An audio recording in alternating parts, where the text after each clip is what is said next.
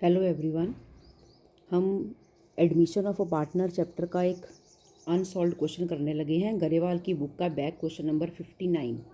तो इसमें उन्होंने हमें प्रिपेयर करने को बोला है कि prepare revaluation account, capital account and balance sheet. उन्होंने एंट्रीज भी पास करने को बोली है, पर वो मैं नहीं करवाऊंगी। मैं सिर्फ आपको अकाउंट्स प्रिपेयर करने सिखाने लगी हूँ, ठीक है। पर पेपर में अगर एंट्रीज आएंगी तो आपने एंट्रीज भी लिखनी है। सबसे पहले हम क्या करेंगे, हम खाली परफॉर्मे तैयार करेंगे रीवैल्यूएशन अकाउंट, कैपिटल अकाउंट और बैलेंस शीट के। अब पार्टनर्स के नाम इस सब में ए बी हैं और सी को एडमिट किया है, तो सबसे ऊपर लिखा जाएगा books of A B and C, ठीक है। और उसके बाद सबसे पहले हमने क्या प्रिपेयर करना है, रीवैल्यूएशन अकाउंट, ठीक है। और हम परफॉर्मा खाली तैयार करेंगे रीवैल्यूएशन अकाउंट का, कैपिटल अकाउंट का, और बैलेंस शीट में कैश इन हैंड और कैश एट बैंक दोनों हैं। और इन्होंने सम में हमें कुछ भी नहीं बोला वैसे कौन सा बनाना है, कैश के बैंक, पर प्रेफरेबली अगर दोनों हो तो हमें बैंक अकाउंट प्रिपेयर करना चाहिए। तो पहले हम खाली परफॉर्मे तैयार करने लगे हैं, ठीक है। फिर जिसकी एंट्री जिसकी आती रहेगी, कैपिटल अकाउंट की कैपिटल में, रीवैल्यूएशन की रीवैल्यूएशन में, वहाँ वहाँ उनको पोस्ट करते जाएंगे।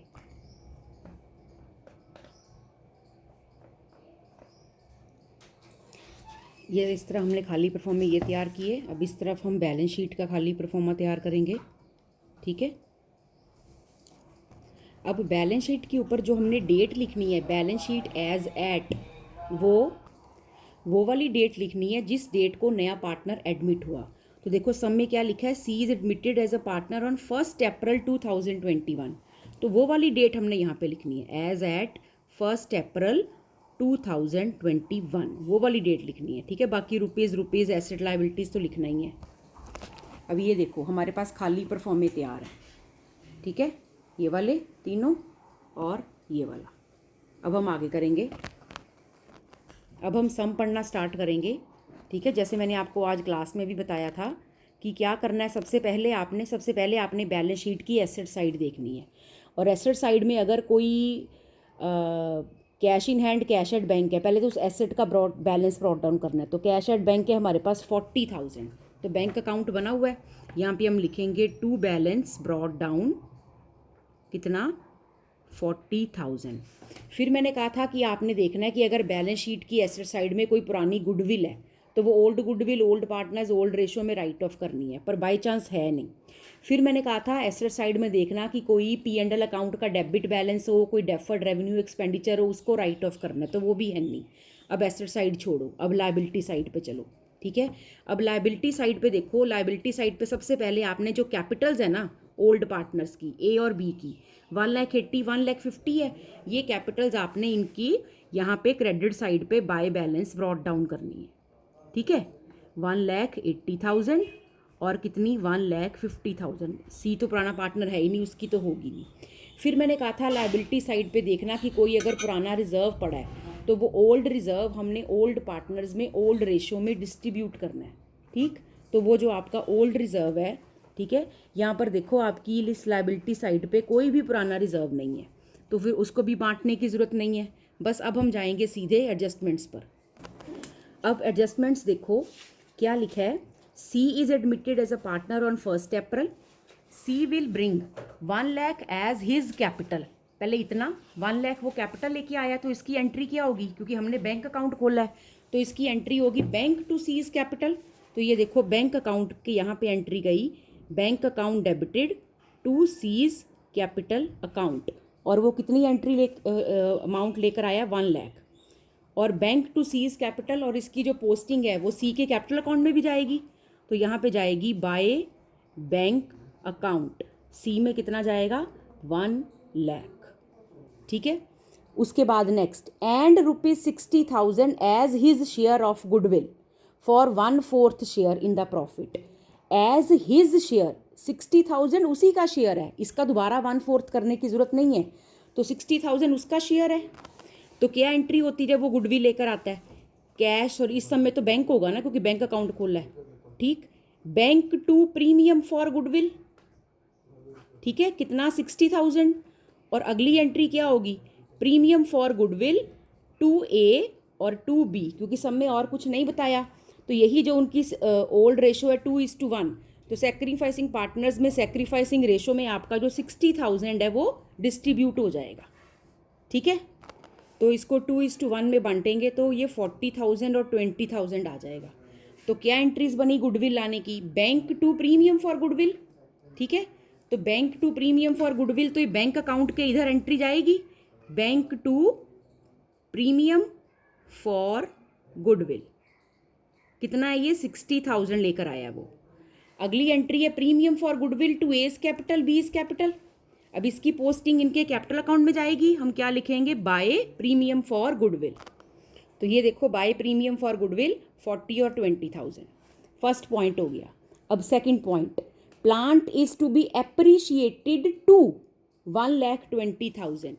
टू का मतलब होता है तक, यहां तक लेकर आओ। I am going to school, है ना, तो उसकी तरफ जा रहा हूं, तो 1,20,000 की तरफ तक जाना है आपने, यहां तक आपने, ये आपकी मंजिल है, यहां आपने पहुंचना है। जैसे I am going to school, तो स्कूल मेरी मंजिल है, तो वी आर गोइंग टू 1,20,000। तो 1,20,000 हमारी मंजिल है, चाहे बढ़ाकर पहुंचना पड़े चाहे घटाकर पहुंचना पड़े। तो आप अपनी बैलेंस शीट में देखो कि प्लांट है कितने का, ठीक है। प्लांट है आपका 1 लाख का, और 2 का मतलब तक, हमने 1,20,000 तक पहुंचना है। तो 1 लाख से 1,20,000 तक कैसे पहुंचेंगे? 20,000 बढ़ाकर। तो प्लांट एसेट है, अगर एसेट को बढ़ाना है तो एसेट और डेबिट होगी, तो एंट्री होगी प्लांट अकाउंट डेबिटेड, प्लांट को डेबिट करेंगे। और ये फायदे की बात है, टू रीवैल्यूएशन, 20,000 से एंट्री हो जाएगी हमारी, ठीक। तो एंट्री बनी प्लांट टू रीवैल्यूएशन, प्रॉफिट है। तो अब ये पोस्टिंग जाएगी आपके रीवैल्यूएशन अकाउंट में बाय प्लांट अकाउंट। कितना जाएगा? 20,000, ठीक है। उसके बाद नेक्स्ट है value of building is to be appreciated by 10%, ठीक है। अब बाय की हिंदी क्या होती है? बाय का मतलब होता है से, ठीक। तो बाय 10% मतलब 10% से उसको क्या करो? एप्रिशिएट मतलब बढ़ा दो। तो बिल्डिंग को वो कह रही है 10% से बढ़ा दो। बिल्डिंग है कितनी? बिल्डिंग आपकी 1.5 लाख है, 10% बढ़ानी है, मतलब ये भी प्रॉफिट की बात है, तो क्रेडिट साइड पे ही एंट्री आएगी, है ना। एसेट बढ़ रही है, तो बाय बिल्डिंग, तो 1.5 लाख का 10% 15,000, उससे बढ़ गई। नेक्स्ट है stock is found over valued bye 4,000। Stock is found over valued का मतलब जब रीवैल्यूएशन की तो ये पाया गया, है ना, ये पाया गया कि वो ओवर वैल्यूड है वो ओवर वैल्यूड। इसका मतलब अगर वो ओवर वैल्यूड है तो अब उसको ठीक करना पड़ेगा। तो वो बाय 4,000 का मतलब 4,000 से हमारा स्टॉक ओवर वैल्यूड है। अब उसे सही वैल्यू पर लाने के लिए उसको 4,000 कम कर दो, ठीक है। तो स्टॉक को 4,000 कम करेंगे, तो स्टॉक को कम करेंगे तो लॉस हो गया, डेबिट साइड पे आ गया, टू स्टॉक 4,000। नेक्स्ट है a provision for doubtful debts is to be created. Provision create करनी है डाउटफुल डेट की। अब +1 का P&L अकाउंट सोचो, प्रोविजन P&L अकाउंट के किस साइड पर लिखते थे? डेबिट साइड पर ना। तो हमने प्रोविजन क्रिएट करनी है, to provision for doubtful debts, ठीक है। और कितने से क्रिएट करनी है? At 5% of sundry debtors. अब बैलेंस शीट में देखो सन्ड्री डेटर्स आपके 60,000 है, तो 60,000 का 5% 3,000 की हमने प्रोविजन क्रिएट कर ली। नेक्स्ट है creditors were unrecorded to the extent of 1,000। 1,000 के क्रेडिटर्स हमने रिकॉर्ड ही नहीं किए हुए थे, ठीक, तो अब रिकॉर्ड कर लेते हैं। तो ये नई लायबिलिटी हमारे सिर पे आ गई, ये भी लॉस है। कितने के? क्रेडिटर्स 1,000 के। बस आगे पास एंट्रीज अकाउंट है।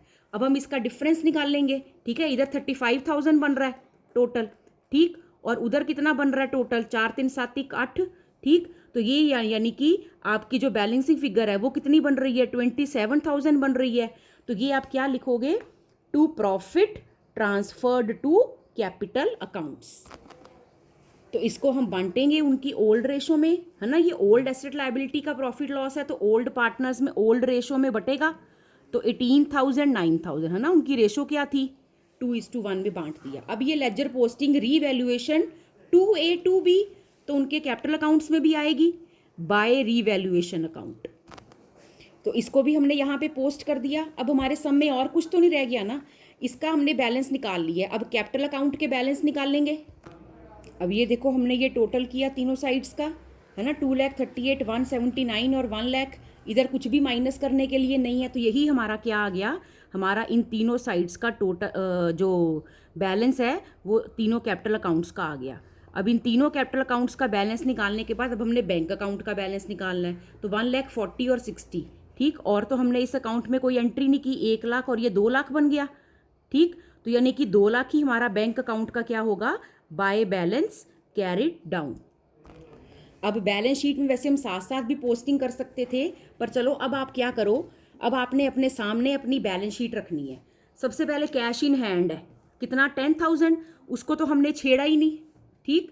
तो कैश इन हैंड हमारा 10,000 का 10,000 एज इट इज़ आ गया। कैश एट बैंक था 40, वो हमारा अब कैश का नया बैलेंस आया है ना, कैश एट बैंक का वो हमारा कितना आया, 2,00,000। अब हम वो लिखेंगे। फिर सन्ड्री डेटर्स हैं कितने के, 60,000 के सन्ड्री डेटर्स, इसको तो हमने छेड़ा ही नहीं मेरे ख्याल, इसमें तो उन्होंने ना हमें कुछ घटाने को बढ़ाने को कहा, तो ये 60,000 के 60,000 ही है। उसके बाद नेक्स्ट है हमारा स्टॉक, ठीक। तो स्टॉक को हमने क्या किया था, 4,000 कम किया था, तो 40,000 है, तो ये 36,000 रह गया। उसके बाद है प्लांट, प्लांट को हमने 20,000 इंक्रीज किया था, ठीक है, तो प्लांट आपका 1,20,000 हो गया। फिर है नेक्स्ट आपके पास बिल्डिंग, ठीक। तो बिल्डिंग को क्या किया था हमने, 15,000 बढ़ाया था, तो 1,50,000 है, तो ये 1,65,000 हो गई, ठीक है। और अगर कोई अनरिकॉर्डेड एसेट लायबिलिटी नहीं अगर यहाँ पर होती, न्यू अनरिकॉर्डेड पहले ना पता होती, तो वो यहाँ पे लिख लेते। ओ एक चीज़ सॉरी भूल गए, प्रोविजन फॉर डाउटफुल डेट 3,000 की थी ना, तो वो यहाँ पे लिखनी थी 60,000, और यहाँ पे लेस करेंगे प्रोविजन फॉर डाउटफुल डेट, ठीक है, 3,000 की, तो यहाँ पे फिर 57,000 आएगा, ठीक है। प्रोविजन माइनस करेंगे ना, तो फिर यहाँ पे बाकी लिखेंगे, ठीक है। उसके बाद बस क्रेडिटर्स रह गए जो हमने क्या किए हैं, 1,000 बढ़ाए हैं। अब इस तरफ क्या है हमारे पास, अब लायबिलिटी साइड पे देखो बुक में क्या है, बिल पेएबल को हमने छेड़ा ही नहीं, वैसे का वैसे लिख दिया। क्रेडिटर्स 58 थे और हमने 1,000 बढ़ा दिए थे, देखो यहाँ पे 2 क्रेडिटर, ठीक है, तो क्रेडिटर 59 हो गए। आउटस्टैंडिंग